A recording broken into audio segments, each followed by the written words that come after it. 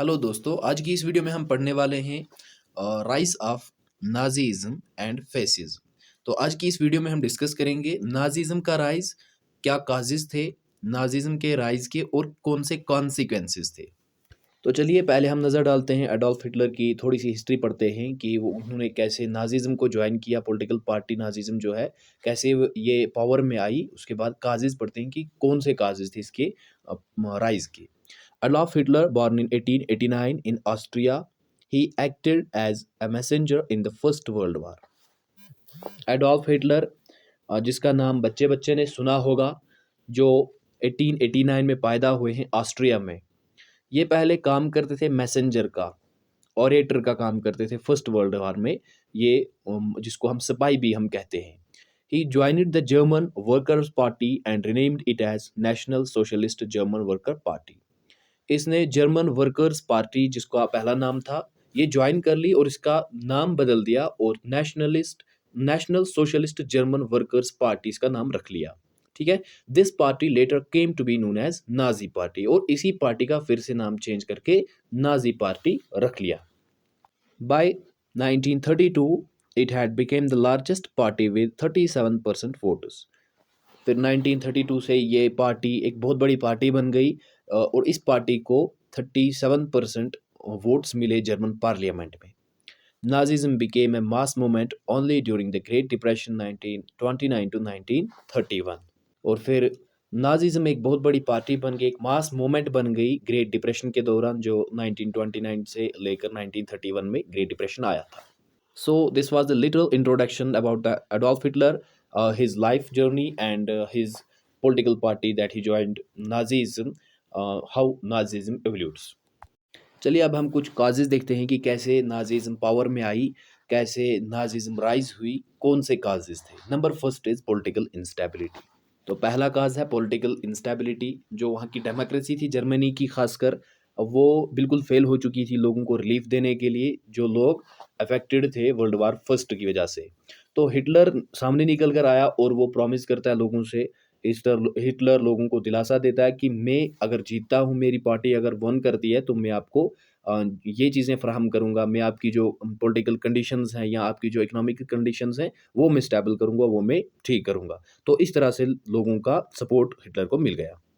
दूसरा काज है economic disaster. From 29 to 1933, world witnessed the Great Depression. The rate of unemployment was increasing. Even the situation of Germany was worse than other countries of Europe. 1929 से लेकर 1933 तक जो great depression का दौर चल रहा था, पूरी दुनिया विटनेस्ड है। और जो रेट ऑफ अनएम्प्लॉयमेंट थी वो बढ़ रही थी जर्मनी में। इवन की जर्मनी की जो सिचुएशन थी वो बिल्कुल ख़राब थी, बिल्कुल बिगड़ चुकी थी बाकी कंट्री से, जो यूरोपियन बाकी कंट्रीज़ हैं। Farmers and workers were helpless. जो किसान थे और जो काम करने वाले लोग थे वो हेल्पलेस थे। But Nazi party and Hitler promised the people that when his party will come in power, they will solve all the problems. Therefore, people started supporting the Hitler and his party rose into the power.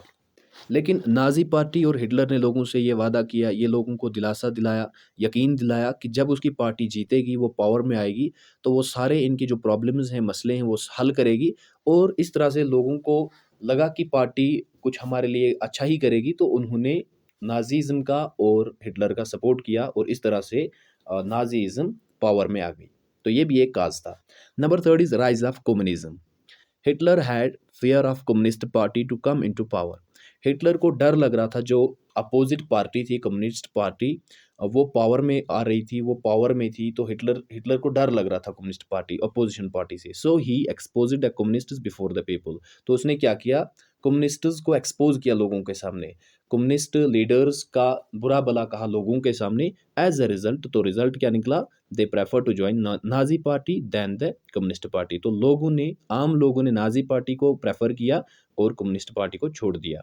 Number fourth cause is anti semitic Jewish propaganda. Anti semitic Jewish propaganda.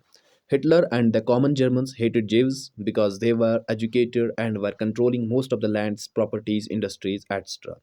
Hitler को तो बचपन से ही जीवस से नफरत थी, और जो कॉमन जर्मन्स, जो वहाँ के लोकल नेटिव लोग थे जर्मन के, वो भी जीवस से नफरत करते थे। क्यों? क्योंकि जीवस जो थे वो एजुकेटेड थे, वो पढ़े लिखे थे, लिटरेट लोग थे, उन्होंने बहुत सारी ज़मीन पे कंट्रोल किया हुआ था, कब्ज़ा जमाया हुआ था, प्रॉपर्टी थी उनके पास और बहुत सारी इंडस्ट्रीज़ पे उन्होंने कब्ज़ा किया हुआ था। और हिटलर ये भी समझता था कि यही जीव्स रिस्पॉन्सिबल हैं जो फर्स्ट वर्ल्ड वॉर में डिफीट हुई जर्मनी की इकोनॉमिक कंडीशंस वर्स्ट हुए, उनके उसके रिस्पॉन्सिबल भी यही जीव्स हैं। तो इसलिए हिटलर और जो जर्मन के कॉमन पीपल हैं वो इन जीव्स से नफ़रत करते थे। Hitler and German people started seeing them as their enemies. और हिटलर और जर्मन के जो बाकी लोग हैं, वो इनको दुश्मन की निगाह से देखते थे। Thus Hitler announced anti-Jewish policy. The common people supported him and his party. तो हिटलर ने एक मूवमेंट चलाई एंटी जेविश पॉलिसी और लोगों ने इसका साथ दिया इसमें और इसकी पार्टी का साथ दिया, जिससे हिटलर और उसकी पार्टी को सपोर्ट मिला और वो पावर में आ गई। Number fifth is personality of Hitler. Hitler was a great orator with an attractive personality. Through his personality, he mobilized the people in his favor. Hitler एक बहुत अच्छा ओरेटर था, इन्फॉर्मर था, मैसेंजर था और उसकी पर्सनैलिटी अट्रैक्टिव थी। बहुत अच्छी पर्सनैलिटी थी इसकी और इसकी पर्सनैलिटी ने लोगों को अपनी तरफ अपने फेवर में लाया। नंबर 6 है वीकनेस ऑफ अपोजिशन पार्टीज़। जो अपोजिट पार्टीज़ थी वो वीक थी, वो वीकनेस उनकी वजह से नाज़िज़्म पावर में आ गई। Number 7 is Hitler supported German tradition. Hitler ने जर्मन के ट्रेडिशन को, कल्चर को सपोर्ट किया, उसको प्रमोट किया, तो लोगों ने भी इसका साथ दिया। तो ये भी एक काज़ था नाज़िज़्म के राइज़ का। Number 8 is satisfaction of people with Hitler. लोग सैटिस्फाई थे, हिटलर के साथ लोग सैटिस्फाई थे। तो ये सारी चीज़ें मिलकर नाज़िज़्म के राइज़ को कंट्रीब्यूट करती हैं, नाज़िज़्म इस तरह से पावर में आती है। नाउ एट द एंड देखते हैं हम कि नाज़िज़्म के क्या कॉन्सिक्वेंसेस थे। जब नाज़िज़्म पावर में आ गई, जब इसने वहाँ पे इलेक्शंस जीत लिए, जब ये पूरा कंट्रोल कर लिया इसने पूरे जर्मनी को, तो इसके क्या कॉन्सिक्वेंसेस रहे लोगों के ऊपर, जीव्स के ऊपर, पूरे वर्ल्ड के ऊपर। rise of Nazism was blend of boon for Germans and help for Jews. नाज़िज़्म का राइज़ एक्चुअली जर्मन्स के लिए ब्लेंड ऑफ बून था। ब्लेंड ऑफ बून कहते हैं कि किसी एक तरीके से किसी को कोई हेल्प मिलना, मदद मिलना, इमदाद मिलना। तो किसी तरीके से जर्मन्स को मदद मिल रही थी, लेकिन ये दूसरी तरफ जीव्स के लिए हेल्प, ये नरक, दोज़ख जिसको हम कहते हैं, जीव्स के लिए थी। Number 2 revival of Germany.